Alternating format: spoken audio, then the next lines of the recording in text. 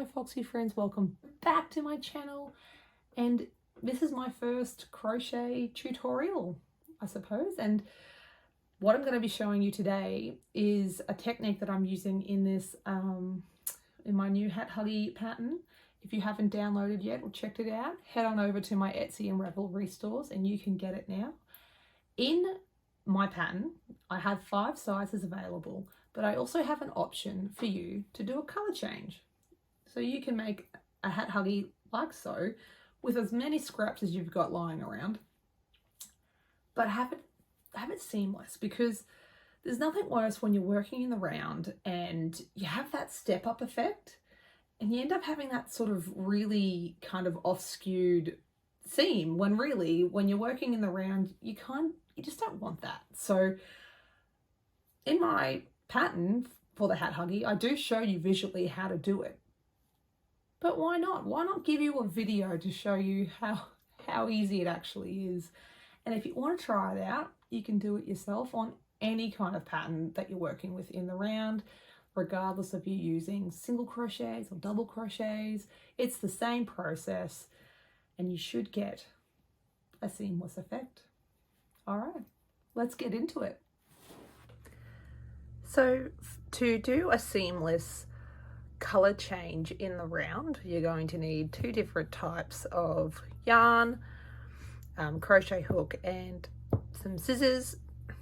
I'm going to be using the yarn and the crochet hook size that I used for my hat huggie pattern, and that is a 6.5mm hook.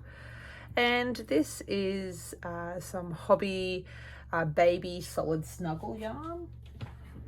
It's really lovely to work with. Let me find. There we go. Baby Snuggles, 100% polyester. I believe it is a super chunky yarn. It is so soft. Really recommend trying this out if you haven't.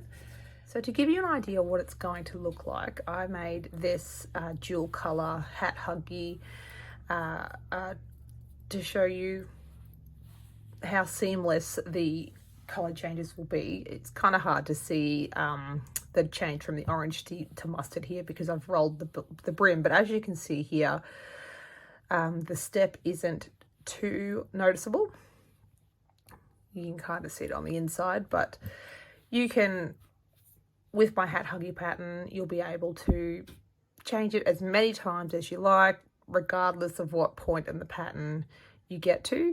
It's the same process, even if you're increasing, decreasing, whatever, it's still the same process. So what it can look like if you just join it on and don't do the seamless color change. Here you can see there's a bit of a step up,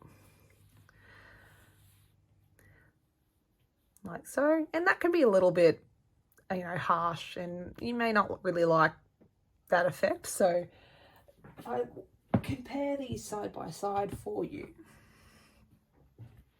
So there, that's what it looks like without the seamless color change. I'll just put my hands under it here so you can see. So it's not as harsh. So once you get to the point in which you want to do your color change, you're going to get to the last stitch of your round, complete that, and this is the first stitch of the next round. And what you're going to do is you're going to make a slip stitch. So you pull one up and slip it through. Now what I found here is I'm using double crochets, so I'm going to chain 2. But if you were doing a single crochet, or a triple or anything like that, just you would chain the amount that you would need to create that stitch, if that makes sense. So if you're doing a single crochet, you'd chain 1. I'm doing a double crochet, so I'm chaining 2. Now we're going to follow your pattern instructions as you would. For the purposes of this video, I'm just going to do a double crochet in each double crochet around here, just to make it a bit easier.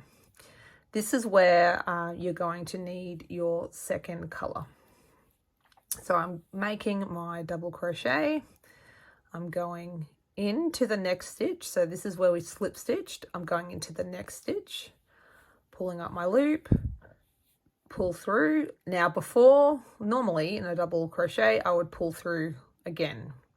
But to create that top rim of colour, we're going to join on the second colour and I'm going to pull through. So we're going to follow that all the way around. Excuse me. So yarn over, go through, pull up a loop, pull through, and then I'm pulling through with my second colour to finish. Now here you can see it's gotten a little bit loose, so I'm just going to tug that.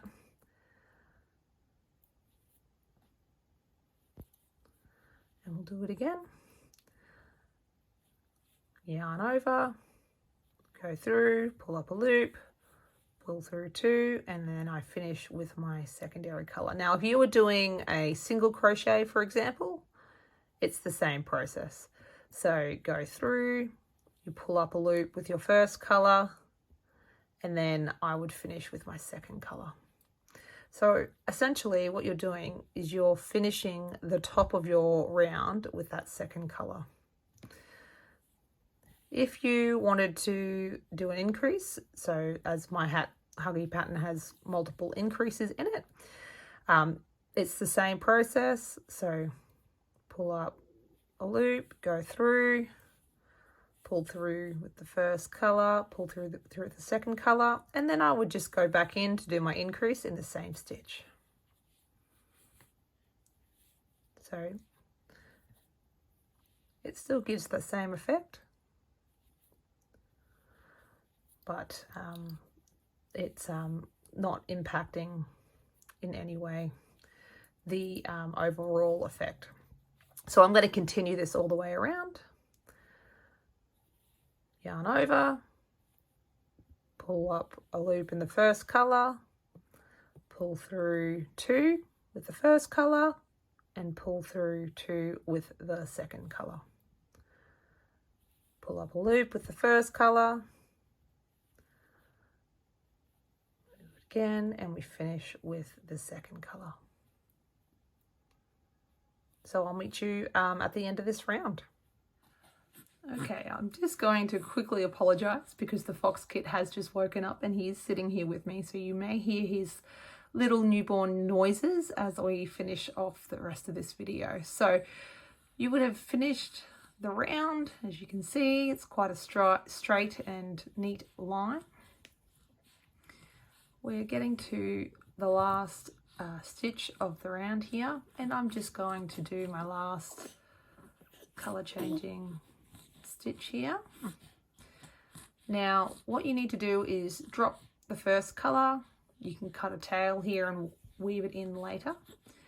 You're going to see your slip stitch from the start of the round. We're going to skip that one and we're going to slip stitch with colour 2 into this first stitch of the round. I'm going to chain 2, and then I'm just going to continue as my pattern calls for in the new colour. So you can see here as I finish off these DCs that it actually starts to build it quite nicely. And there is a very seamless colour change there. You don't need to keep doing these slip stitches and then the chains if you continue in the same colour. You can just keep working in the round and it won't have a difference. It'll all still work in seamlessly together.